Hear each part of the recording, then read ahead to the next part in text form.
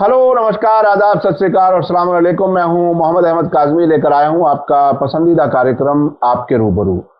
आज संडे है और आज हम बहुत कुछ सीखने जा रहे हैं।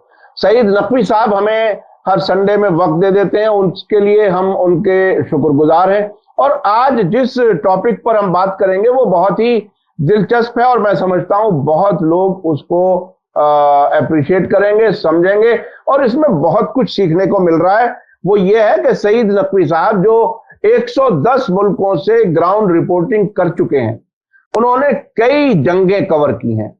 वो जंगें जहां हमारे हिंदुस्तान का ना तो हवाई जहाज पहुंचता था डायरेक्ट और ना कोई कभी जर्नलिस्ट जाता था, वो ऐसे हालात में भी ऐसे ऐसे रास्तों में पड़ोसी मुल्कों से कैसे कैसे जंग तक पहुंचने का एक पैशन रहा है सईद नकवी साहब का। और चीजों को अपनी आंखों से देख करके अपने देशवासियों को, देश के लोगों को बताना उन्होंने अपना एक तरह से मिशन बना रखा था। हम अपने नौजवानी में, बचपन में दूरदर्शन में प्रोग्राम देखते थे, हर संडे एक नए मुल्क में नजर आते थे सईद नकवी साहब। मुझे भी इस का मौका मिला कि 2003 इराक वार मैंने उनकी सरपरस्ती में इराक जंग कवर की, उसमें भी मैंने बहुत कुछ सीखा। आज सईद नकवी साहब से जो मैं बात करने जा रहा हूं वो ये, ऐसे वक्त में जबकि यूक्रेन जंग चल रही है, उधर फिलिस्तीन से भी गर्म खबरें हैं, बैतुल मुकद्दस से, मस्जिद अल अक्सा से, और दुनिया में एक तरह से आग लगी हुई है। उधर ईरान और इजराइल का टकराव, इधर ईरान और सऊदी अरब में चपलकश, ये सारी चीजें हमारे सामने हैं। लेकिन आज जो मैं बात करना चाह रहा हूं सईद नकवी साहब से। नकवी साहब, वेलकम है आपका, मीडिया स्टार वर्ल्ड को आपने वक्त दिया। आपसे यह जानना चाहता हूं कि आपने बहुत सी जंगें कवर की हैं और बहुत से सियासी हालात को बहुत नजदीक से देखा है। बहुत जगहों पे आपने बेहतरीन रिपोर्टिंग की है, आज तक लोग याद करते हैं। कभी कहीं आपको अपनी कुछ कामयाबियों का और कहीं कुछ अंदाजे अटकल के, कहीं नाकाम होने का, फेल होने का भी कहीं कोई तजर्बा, तजजिया किया है? क्योंकि आप अब जिंदगी के उस मोड़ पर हैं कि बहुत सी चीजों को मुड़ करके आप देखते हैं। आप क्या बताना चाहेंगे हमारे व्यूअर्स को, क्योंकि बहुत लोग हैं जो आपको पसंद करते हैं और सुनना चाहते हैं आपसे। मीडिया स्टार वर्ल्ड चैनल को फ्रीलांस स्क्रिप्ट लिखने वालों, वॉइस ओवर आर्टिस्ट्स और वीडियो एडिटर्स की जल्द जरूरत है। अपने घर से काम करने का बेहतरीन मौका। उम्मीदवार अपने बायोडेटा और एप्लीकेशन के साथ हमारे ईमेल और व्हाट्सएप नंबर पर कांटेक्ट कर सकते हैं। हमारा ईमेल है editor.mediastarworld@gmail.com और व्हाट्सएप नंबर है 8287963622। मैसेज के शुरू में एप्लीकेशन लिखना ना भूलें। बहुत बहुत शुक्रिया काज़मी साहब। इतना ज्यादा, इतना कुछ हो रहा है दुनिया में कि बिल्कुल एक गोया चक्कर सा आने लगता है, जो कहां कहां नजर, अब देखिए ठहरती है जाकर नजर कहां। ढूंढते फिर रहे हैं कि ये हो रहा, फिर ये हो रहा, अफगानिस्तान में हो गया। तो एज अ जर्नलिस्ट, एक अखबार नवीस, हम जब जाते हैं, एग्जाम्पल मैं आपको देता हूं कि हमारा माइंड, हमने ये मेकअप कर लिया था जब 1990 में खाड़ी की जंग हुई थी इराक में, जबकि सद्दाम हुसैन को अभी तक ये नहीं तय हुआ कि सद्दाम हुसैन को कुवैत में लेऔर किया गया कि ये खुद इन्होंने जाके वहां हमला वाकई में कर दिया। यानी ये कि एक वाकया है वो। अप्रैल गिलेस्पी अमेरिका की सफीर थी और एक बहुत लंबी चौड़ी गुफ्तगू है उनकी तारिक अजीज, सद्दाम हुसैन बगल में उनके तारिक अजीज बैठे हुए हैं जो उनके खास एडवाइजर थे फॉरेन अफेयर्स में। वो बातों में उसने ये कहा कि भाई हमारे कुवैत वाले जो हैं हमारे एरियाज में जहां जहां तेल है उस पर कब्जा कर रहे हैं वगैरह। तो अप्रैल ने कहा कि देखिए आपके जो इंट्रा अरब किस्से हैं, यानी आपके आपस में जो झगड़े हैं आपके कुवैत के, उससे हमें कुछ लेना देना नहीं, वो आप अपना सेटल कीजिए। अच्छा, उन दिनों में न्यूयॉर्क टाइम्स का एक बहुत बड़ा कॉलमनिस्ट था, बहुत ही अजीम, एंथनी लुइस, उसने इस बात को लेके वो उड़ गया। बहुत से लोग गए, सेनेटर बॉब डोल थे कैंसस के, उन्होंने भी कहा कि भाई ये तो गोया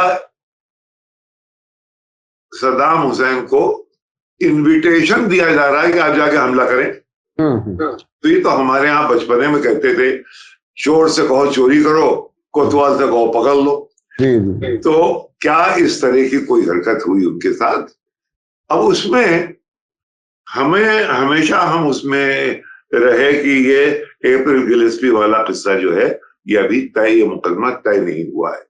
अब होता क्या है कि काजमीराव नक्कार खाने में तूती की आवाज, मैं एक अकेला, और हमारे, आपको यकीन ना होगा, हिंदुस्तान के सफीर जो उन दिनों में इराक में थे, कमल बख्शी, वो भी मुझसे इत्तेफाक करते थे इस पे। लेकिन जो एक दुनिया का मीडिया ने जो एक हवा बनाया था, वो आखिर में वही प्रिवेल किया, और सच जो है वो किसी हद तक दब गया। जहां मुझसे गलती हुई साफ साफ, और वो गलती मैं शेयर करता हूं, हमारी कंपनी जो थी, तो जिसे अंग्रेजी में कहते हैं I was in very good company, वो यासर अराफत। जब पहली जंग हुई तो यासर अराफत बगदाद में थे। उनका ये कहना था कि ये जंग नहीं होगी, मेरा भी ये कहना था कि ये जंग नहीं होगी, क्योंकि ये अमेरिकन डायरेक्टली आ रहे थे वियतनाम के बाद पहली दफे। और मेरे दिमाग में देखिए, इसीलिए कि कितनी रविश, कितनी तेजी से दुनिया बदल जाती है, उसका अंदाजा मुझे नहीं था। मसलन मैंने कहा था कि अमेरिकन वॉर वियतनाम में जो खत्म हुई, उसमें बॉडी बैग्स का बहुत बड़ा हाथ था। यहाँ के बिल्कुल फ्री ओपन इंडिपेंडेंट जर्नलिस्ट थे, तस्वीरें भेज रहे थे कि यहाँ पे जो मर रहे हैं अमेरिकन सोल्जर्स, उनकी बाकायदा तस्वीरें जाती थी, बॉडी बैग्स को ट्रेल किया जाता था, उससे अंदर एक मातम होता था वहां अमेरिका के अंदर। उसका बहुत बड़ा असर था कि जिसके वजह से ये जंग खत्म हुई और अमेरिका वो जंग हारा। मुझे ये यकीन था कि वो तो जंगलात थे, यहाँ ये खुला मैदान है, ये खुले मैदान में ये बॉडी बैग्स का बर्दाश्त ना कर पाएगा अमेरिका। यही तकरीबन एनालिसिस यासर अराफत की भी थी। तो मैं आखिर वक्त तक अपने दिमागी तौर से मैं तैयार था कि ये जंग नहीं होगी। आप लोगों को याद ना हो, पेरेज दे कुएर उन दिनों में सेक्रेटरी जनरल थे यूएन के, वो एक पीस मिशन पे आए थे, और वो पीस मिशन के बाद वो वापस जा रहे थे। तो हम एयरपोर्ट पे थे, हम भी। उन दिनों में गार्डियन के एक बहुत नामी गिरामी फॉरेन कॉरेस्पॉन्डेंट, उनका नाम था मार्टिन वुलाकॉट। मार्टिन वुलाकॉट, मैं जानता था उन्हें। मैंने कहा मार्टिन, ये कर हम लोग तो जा रहे हैं। मैंने कहा क्यों? क्योंकि हम ये नहीं देखना चाहते यहाँ। हमने कहा कुछ होगा नहीं। तो उसने मेरे गले में हाथ डाला, वो अलग ले गया। उसने कहा सईद चले जाओ, ये जंग होने वाली है। मुझे यकीन नहीं था, क्योंकि मेरी एनालिसिस एक थी। अच्छा, बाद में मालूम हुआ कि मैंने शुक्राने का एक नोट लिखा मार्टिन को बाद में, कि दरअसल ये वेस्टर्न जर्नलिस्ट जो थे इन लोगों को अमेरिकन और बरतानवी फौजें और उनके डिपार्टमेंट्स वो उनको कॉन्फिडेंस में ले लेते थे और बता देते थे कि इस वक्त होने वाला। तो मार्टिन वोलाकॉट मुझसे अपना एक सीक्रेट जो कि उसको कॉन्फिडेंस में मिनिस्ट्री ऑफ डिफेंस से मालूम हुआ था वो शेयर कर रहा था और मुझे उस पर यकीन नहीं था। और 14वें floor of Al Mansour hotel में मैं रात को एकदम से क्या नकवी साहब तुम गलत साबित हो गए। तो साहब वो कयामत की आवाजें, वो जो बच्चे रैटल घुमाते हैं ना, रैटल, उस रैटल को आप मिलियन टाइम्स एम्पलीफाई कर दीजिए, ये आवाजें सामने से निकल रही, बिल्कुल मेरे दरवाजे के सामने से, खिड़की के सामने, ये और स्ट्रीक्स, कयामत। मैंने अपने कमरे का दरवाजा खोला तो वहां लाइट ऑफ हो गई और लाइट ऑफ हो गई, झाका दरवाजा बंद हो गया। अब मैं अपने कमरे से बाहर बंद, अच्छा फरवरी में अच्छा खासा जाड़ा होता है बगदाद में। जी। अब मैं अपने नाइट सूट में पहने हुए और ना कपकपा रहा हूं, क्या करूं। 14वां फ्लोर है, बिजली बंद है, लिफ्ट चल नहीं रही है। तो फिर अकल का इस्तेमाल, अल्लाह ने अकल दी है कि भाई क्या करे आदमी। मैं साहब वो 14 फ्लोर सीढ़ियां उतरते उतरते 16वें और 17वें सीढ़ी पे उतरा तो बेसमेंट में तमाम होटल के लोग बैठे हुए थे। कुछ लोगों ने तो बाकायदा वहां गद्दे बिछा रखे थे, वो पहले से तैयार थे वो। तो ये जनाब मेरा एक्सपीरियंस था। मैं गलत साबित हुआ। मैंने सिर्फ एक ये था कि ये बॉडी बैग्स नहीं, उन्होंने बॉडी बैग्स का बंदोबस्त कर रखा था। उन्होंने आपकी, देखिए डिक चेनी उस वक्त डिफेंस मिनिस्टर थे। ये जब आप और हम गए हैं इराक, उस वक्त वो वाइस प्रेसिडेंट बना दिए गए थे। इस वक्त डिफेंस सेक्रेटरी थे। इन्होंने क्या किया था कि बाकायदा सैकड़ों लोग, एक तो जर्नलिस्ट एम्बेड कर दिए थे, और आपके जमाने में तो और ज्यादा, कोई 3000 लोग कहते हैं, 600 से 3000 journalist. Can you believe it? बाकायदा एम्बेडेड है, यानी वो सरकार का हिस्सा है, जंग का हिस्सा है वो। तो ये मैं वहां पे चूक मुझसे हुई, और ये मैं इसको इसलिए आजकल याद करता हूं कि कहीं मुझसे ये चूक हुए ये यूक्रेन के मामले में तो नहीं होने वाली है। मैं वही पूछने वाला था कि बात आगे बढ़ने से पहले मैं यूक्रेन के बारे में पूछ लूं कि आपको यूक्रेन के बारे में जब जो बाइडेन की तरफ से बार बार बयान आ रहे थे कि रूस हमला करेगा, क्या आपको उस वक्त यकीन आता था क्या? मुझे रूस हमला करेगा नहीं, रूस हमला करेगा कि सवाल नहीं था। मेरा कहना यह था कि रूस से हमला करवाया गया। देखिए रूस ने, अब मैं क्या बताऊं, 1998 में सेनेट, यूएस सेनेट ने ये रेजोल्यूशन अडॉप्ट किया कि हम इंडोर्स करते हैं कि नेटो आगे बढ़े। उन दिनों में जो कि रूस का सबसे बड़ा एक्सपर्ट दुनिया में, सिर्फ अमेरिका का नहीं, सबसे बड़ा एक्सपर्ट एक बहुत ही जबरदस्त इंसान था जिसका नाम था जॉर्ज केनन। जॉर्ज केनन ये हजरत थे जो कि यूगोस्लाविया और मॉस्को में अमेरिका के सफीर रहे थे, और अमेरिकी पॉलिसीज को समझ रहे थे कि ये गलत है। उन्होंने कुछ मज़ामीन लिखे थे न्यूयॉर्क टाइम्स में, वो बिल्कुल खलफिशार एक आ गया था मिस्टर एक्स के नाम से, कि ये कौन आदमी अंदर का है जो कि बता रहा है कि तुम ये गलतियां करने वाले हो, कर रहे हो, और रूस से निपटने का ये तरीका है मिस्टर एक्स। बहुत बड़ी चीज थी वो। उसने और वो सही साबित हुआ। 98 में जॉर्ज कैनन ने ये कहा कि भाई ये जो कर रहा है सेनेट, एक तो इसको मालूम नहीं है, सेनेट में किसी को अंदाजा नहीं है ये क्या कह रहे हैं।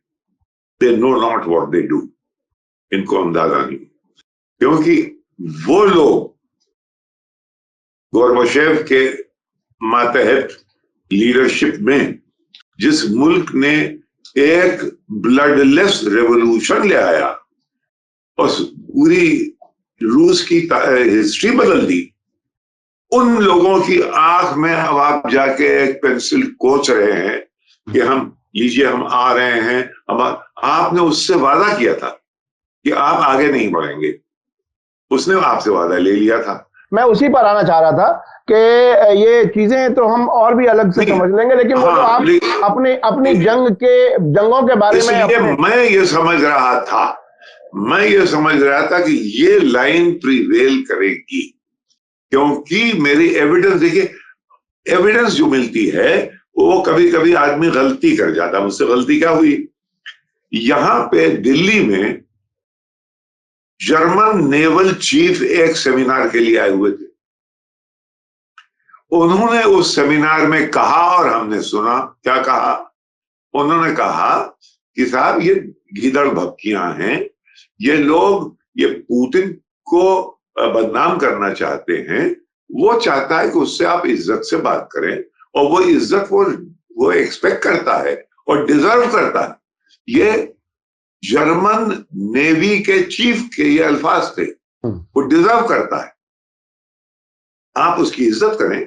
वो कुछ नहीं कह रहा, आप ये कह रहे हैं कि वो ये कह रहा है कि भाई यहां पे अगर तुम हमारे बॉर्डर पे आ जाओगे तो वो हमारे लिए एग्जिस्टेंशियल थ्रेट है। तुम्हें याद है कि 1962 में जब खुरुश्चेव ने मिसाइल्स क्यूबा में लगा दी थी तो तकरीबन जंग हो गई थी। तुम वहां तो नहीं बर्दाश्त करते, अगर मेक्सिको में और कनाडा में लग जाएं न्यूक्लियर वेपन्स तुम्हारे खिलाफ, तो तुम क्या करोगे? तो यहां उसका ये, अब देखिए कंफ्यूजन क्या है। ये नेवल चीफ जब गया तो इसको रिजाइन करना पड़ा, यानी कि वहां पे देखिए वहां चेंजेस क्या हुए हैं। वहां एंजेला मर्केल के लीडरशिप में एक बहुत ही स्टेबल सरकार चल रही थी। अभी ये नए आए हैं हजरत।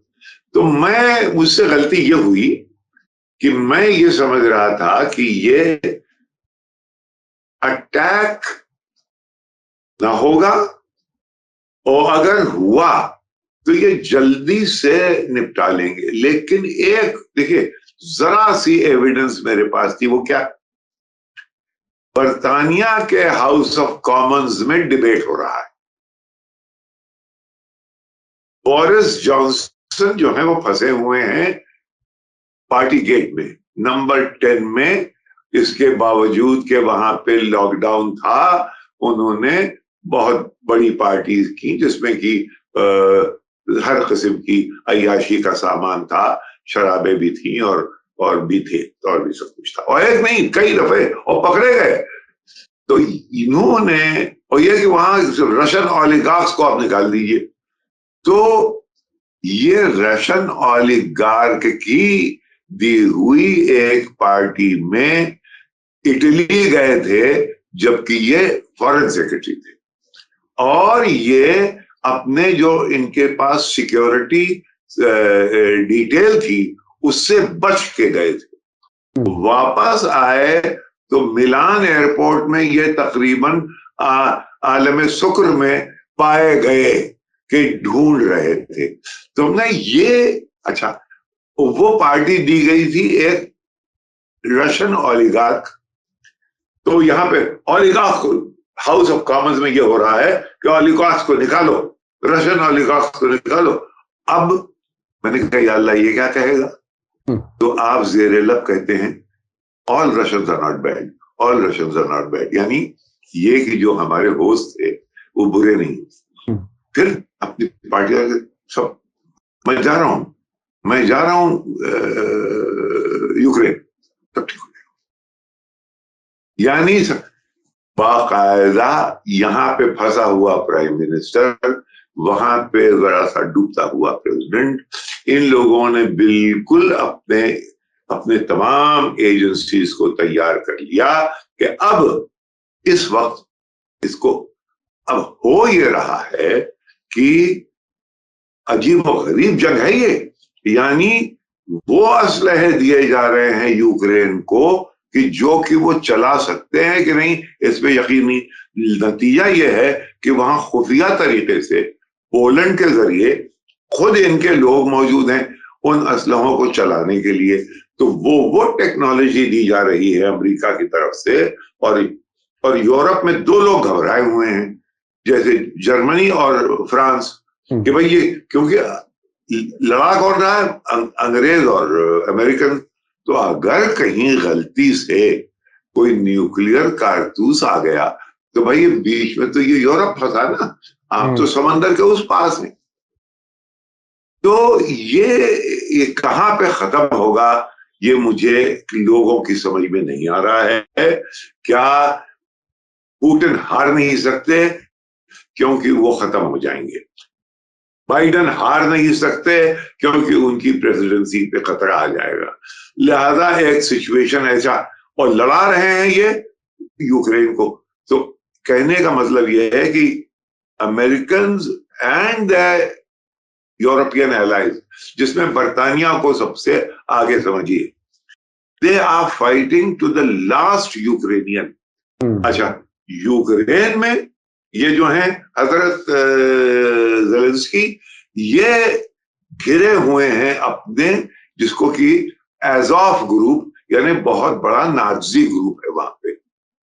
यह अजीब गरीब तमाशा है कि ये खुद यहूदी हैं, लेकिन नाज़ी ग्रुप के में घिरे हुए। अब ये नाज़ी ग्रुप मारियापोल में जो वो है पावर हाउस है, उसके बहुत बड़े कंपाउंड में ये लोग घिरे हुए हैं। इनके साथ साथ कहा यह जा रहा है कि 200-400 बाकायदा जनरल के रैंक के वेस्टर्न लोग भी हैं। अब सब आप देख रही है मारियापोल, भाई वो कह रहे रास्ता खुला है, निकलो, हमें सरेंडर कर दो। सरेंडर नहीं करेंगे, क्योंकि सरेंडर अगर हो गया तो दो चीजें हो सकती। अब ये भी मैं उड़ा रहा हूं, गलत प्रूव होगा, आप यकीन न कीजिएगा। क्या मैं कह रहा हूं? इजरायली इस मामले में बहुत होशियार है। उन्होंने एंटेबी पे एक रेड की थी कि जब तमाम अपने लोग बिल्कुल गोया जॉज ऑफ डेथ से अपने यहूदी जो इदी अमीन के वहां कंपाला में एयरपोर्ट पे रोक लिए थे उसने, वो सबको ये जाके ले आए थे। उसमें बल्कि नेतन्याहू का भाई तो उस रेड में था, बहुत मशहूर। कुछ इस किस्म की हरकत तो नहीं होने वाली है, और पुतिन ने कह दिया है कि not a fly will be allowed to get out, एक मक्खी भी उधर से अंदर से ना निकलने दो। नकवी साहब, इस जंग को तो अभी हम और आगे भी देखते रहेंगे। हम आपके जो जाती तजुर्बात हैं थोड़ा सा उसमें और जाना चाहते हैं, और कहां आप नाकाम और कहां हुए और कामयाब कहां हुए, मैं थोड़ा सा और जानना चाहता हूं। कामयाबी तो देखिए सबसे 2-3, मसलन कि हम एक तो वो चाइना और वियतनाम की जंग, चाइना वियतनाम की जंग शायद मैं आपको बता चुका हूं। बता चुके हैं, वो बहुत इंटरेस्टिंग है वो। लेकिन हम अटल बिहारी वाजपेयी उन दिनों में फॉरेन मिनिस्टर थे, वो बहुत ही इपॉक मेकिंग विजिट पे गए थे चाइना, और इनको कॉन्फिडेंस में लिए बगैर चाइनीज ने एक जंग छेड़ दी वियतनाम के साथ। तो ये बहुत ही बुरा लगा इन्हें, और जाहिर है बुरा लगना था, क्योंकि ये बिल्कुल उसके बरक्स एडवाइस देने के लिए गए थे कि भाई वियतनाम से ये ना करो। वियतनाम से जंग छेड़ दी दंग सियाओपिंग ने। ये फौरन जहाज पर बैठे और तमाम अखबार वाले जो हैं वो सब चले गए हांगकांग और वापस। शॉपिंग की, हमारे अखबार वाले शॉपिंग बड़ी जल्दी कर लेते, तो शॉपिंग वॉपिंग की। फिर एन राम हिंदू के और मैं, हम गए चीनियों के पास। हमने कहा साहब जंग आप लोगों ने जो छेड़ दी है, हम चाहते हैं कि हमें आप फ्रंट पे ले चले, आपके साथ अब चले फ्रंट देखें। तो कहा बिल्कुल आपको रुकना पड़ेगा। मैंने कहा रुक जाएंगे। तो हम और राम 2 दिन रुके रहे उसी होटल में, बाकी लोग चले गए। 2 दिन के बाद वो आदमी आया और उसने कहा कि भाई हम नहीं ले जा सकते। अच्छा कि क्यों भाई? तो राम वापस आ गए। मैं उड़ के गया बैंकॉक। उन दिनों में अजीब और गरीब शौक था कि दुनिया की जहां पे खबर मिल रही हो, सही नकवी साहब वहां पहुंच जाए। मैं साहब बैंकॉक गया। बैंकॉक ऊपर वाला मेरी मेहरबानी करता रहता है। वहां इत्तेफाक से आबिद हुसैन साहब जो हिंदुस्तान के सफीर बने वॉशिंगटन में, वो उन दिनों में एक यूएन एजेंसी में बैंकॉक में काम कर रहे। मैंने कहा आबिद भाई आपसे एक काम है, किसी सूरत से मुझे वियतनाम का वीजा दिलवाइए। उनके बगल, अब देखिए अल्लाह की करामतें जो देखिए, ये बगल वाले कमरे में उनका कॉलीग जो था, वो एक वहां की बहुत मशहूर फैमिली थी वियतनाम की, बाओ दाई फैमिली, उनका आदमी था। ये उनके पास ले गए और उसके बड़े असरात थे साहब। ये चटपट न सिर्फ वीजा, बल्कि मुझे वहां पे वीआईपी जो गेस्ट हाउस है वहां पे मेरा ठहरना, और ये कि जुआन थुई उन दिनों में शायद बहुत ही ऊंचे लीडर थे, एक जमाने में वो सेक्रेटरी जनरल भी थे वियतनामीज कम्युनिस्ट पार्टी, उनसे मीटिंग। अब इन्होंने क्या किया, देखिए कहने मजे की बात यह है कि इन्होंने मुझे भेज दिया बैटल ऑफ लैंगसॉन।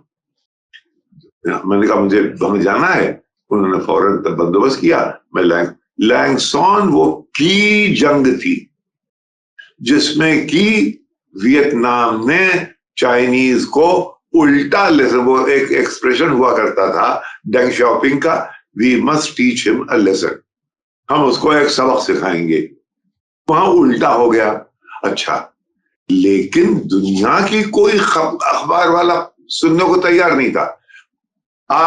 मैं अकेला जर्नलिस्ट जो कि लैंगसॉन बैटल में गया हूं, उधर से मैं देख रहा हूं कोई बैरूनी अखबार नवीस नहीं है, ना इधर ना उधर।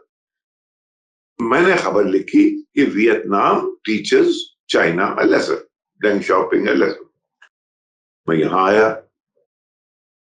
तो रामनाथ गोविंद का जो मैं समझा कि बड़ी धूम होगी, दुनिया का स्कूप कर ले गए कि देखो कल वो श्री मुलगांवकर को श्री कहते थे, मुलगांवकर उनका बहुत ही पावरफुल एडिटर इन चीफ था, और उनको बड़ा फख्र था कि श्री दुनिया भर के सफीरों से नहीं मिलता, he only dines with the American ambassador. तो वो कल अमेरिकन एम्बेसडर के साथ खाना खा के आया है, और अमेरिकन एम्बेसडर के सामने ये कहानी का तस्करा हुआ। उसने कहा उसने तो ऐसी कोई बात सुनी नहीं। तो लीजिए साहब, यानी क्यों नहीं सुनी, ये जरा सा आपके सामईन अगर समझ लेंगे तो पूरा खेल आया हो जाएगा। 70s वो साल है, डेकेड है, जबकि किसिंजर और निक्सन चाइना गए। ये चाइना को, बेइजिंग को और मॉस्को को सेपरेट करने के लिए, यानी ये दोनों एक साथ हैं, इनको इनमें जरा सा खलिश है, उसमें प्ले करके इनको सेपरेट किया जाए और चाइना से मिलके हम रूस को मार ले। देखिए कुछ उसी किस्म की बात आज भी हो रही है, आज भी हो रही है। उल्टा है कि हम रूस से मिलके रूस को पीट लें, फिर चाइना से निपट लें, ये आज है। तो अभी अभी अमेरिका बहादुर ने एक मुल्क को एनलिस्ट किया है अपना एलाई, वो अपनी पहली ही जंग में पिट जाए, ये अमेरिका का मीडिया कहने को तैयार नहीं।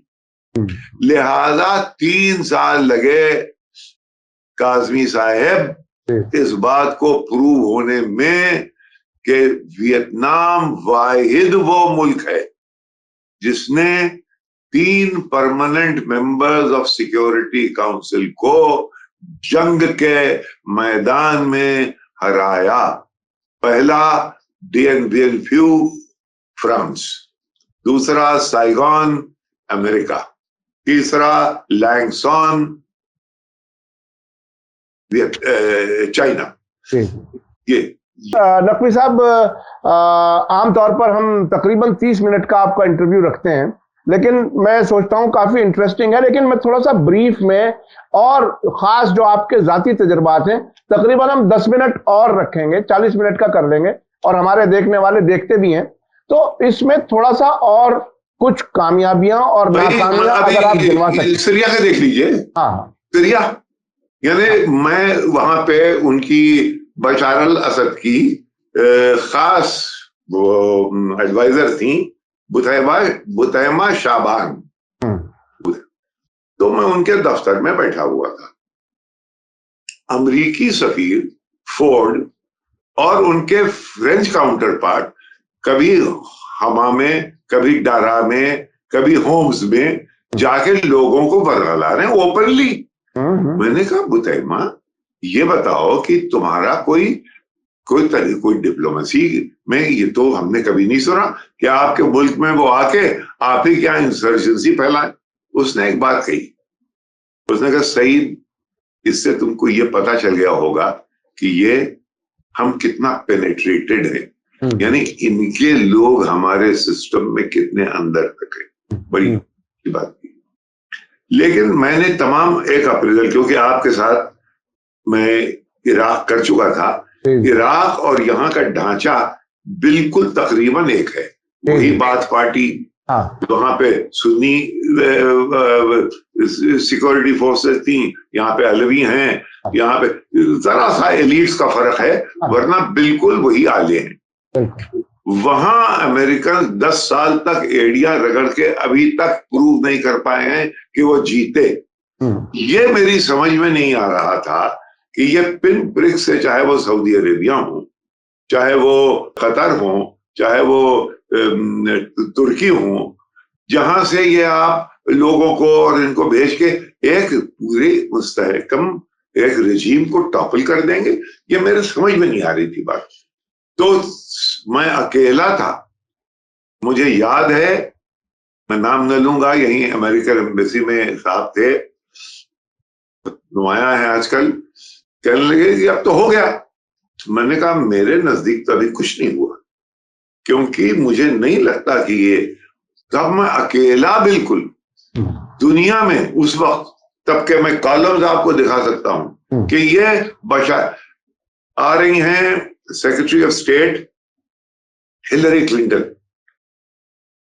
असाद get out of the way, हटो, ये कह रही। या अल्लाह, मैं तो यहां बैठा हुआ हूं, मुझे ये हटता हुआ तो देख नहीं रहा। तो वो आज तक नहीं गया है। वाहिद मैं अकेला था जो उसने ये एनालाइज किया था after having seen the sequence in Iraq. जब वहां पे 10 साल आपने इन्वेजन के बाद नहीं जीत सके, तो यहां बाहर की पिन प्रिक से आप जीत जाएंगे, तो ये नहीं होगा। ये मेरे बात मेरे गले से नहीं उतर रही थी और नहीं उतरी। आखिर में अभी तक बशार अल असद हैं। इसी को अब आप यूक्रेन, यही आपके आखिरी में आप यूक्रेन पे ले आइए। यूक्रेन पे ले आइए। यहां भी आप अपने पांव जो हैं वो जमीन पे, जिसको कहते हैं बूट्स ऑन द ग्राउंड, नहीं डालना चाह रहे हैं। आप चाह रहे हैं कि वो जो आपके प्रॉक्सी वॉर से आप एक इतनी बड़ी कुव्वत को हरा लें, समझे? ये यहां पे अब मैं कह रहा हूं, ये नामुमकिनात में से है।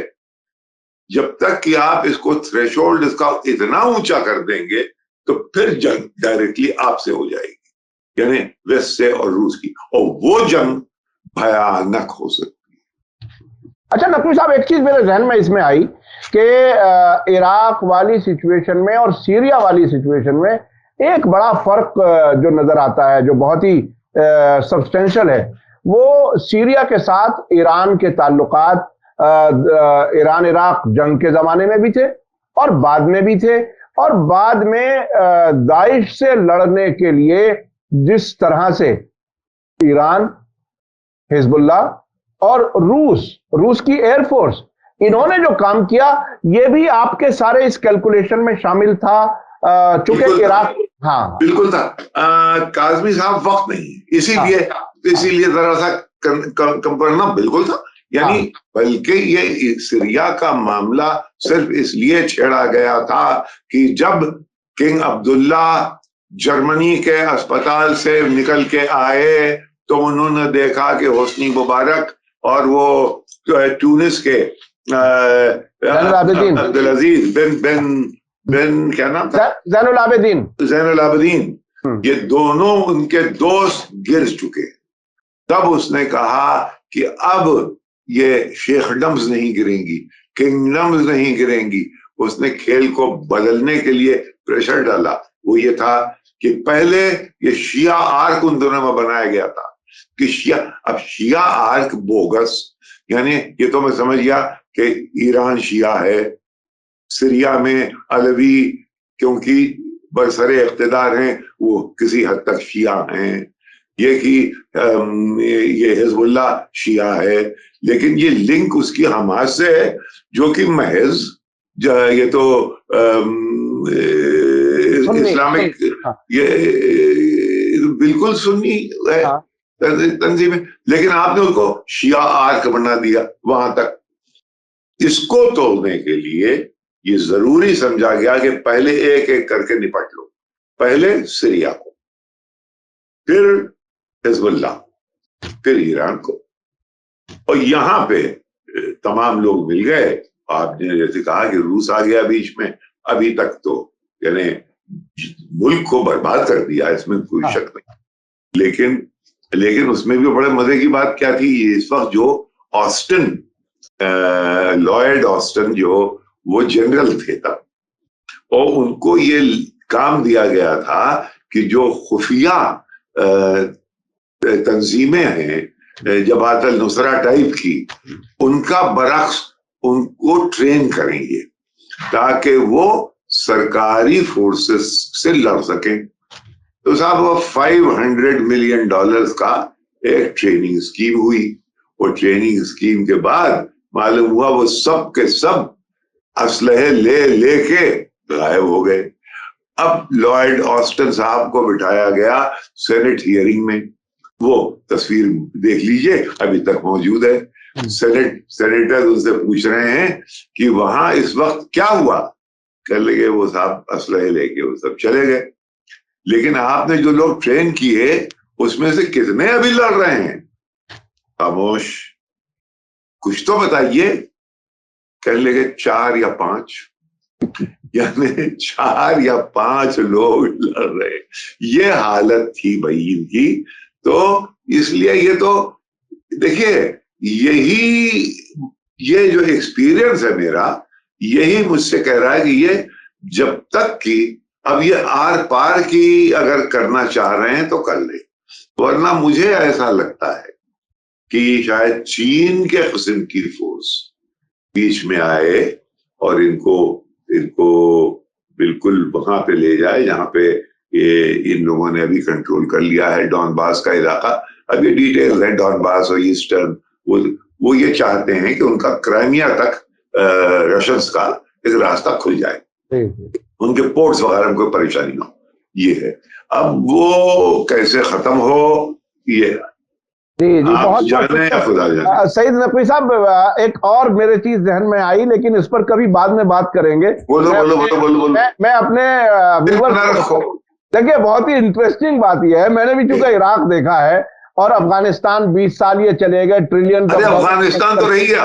हाँ नहीं, अफगानिस्तान में मैं इसको दूसरे पहलू से एक चीज जिक्र कर रहा हूं और इस पे बात करेंगे जरा तफसील से।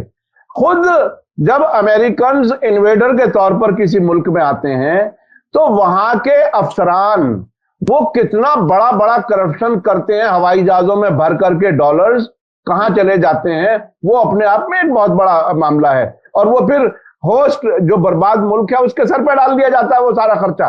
तो ये मैंने खुद बगदाद में देखा, अल जमहूर पुल के पार टेलीफोन एक्सचेंज, जंग खत्म हो चुकी, एक दिन अचानक पता चला कि साहब उस पर हमला हो गया।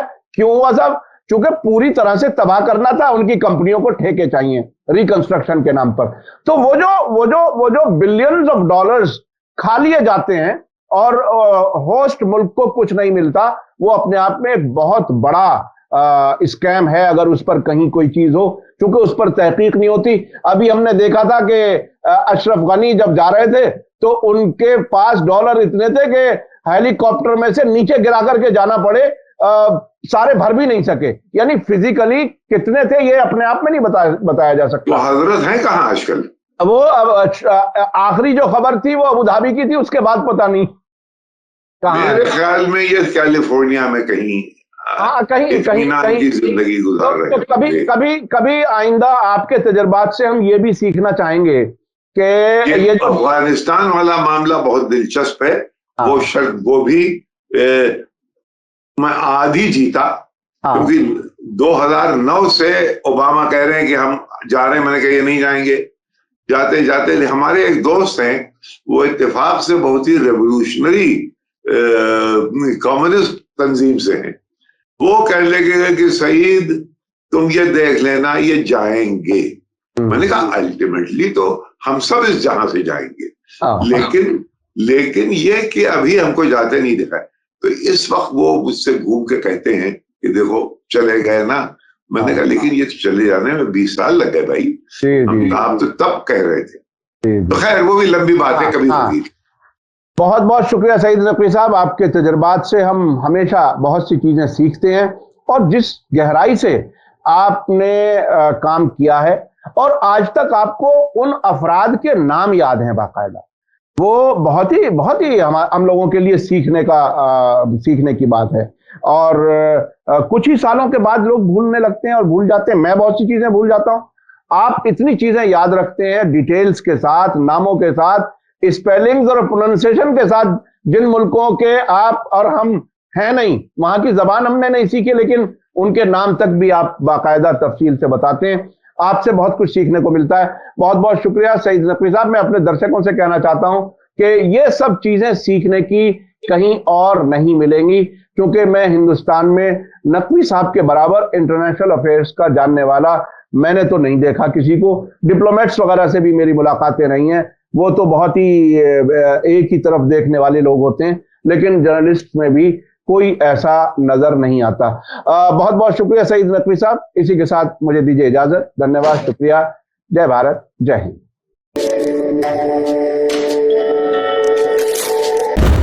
मीडिया स्टार वर्ल्ड के और वीडियो देखने के लिए हमारे चैनल को सब्सक्राइब करें और सीधे नोटिफिकेशन पाने के लिए बेल आइकन दबाएं। और अगर हमारी खबर सच्ची और अच्छी लगे तो अपने व्हाट्सएप, इंस्टाग्राम, फेसबुक और ट्विटर अकाउंट पर जरूर शेयर करें।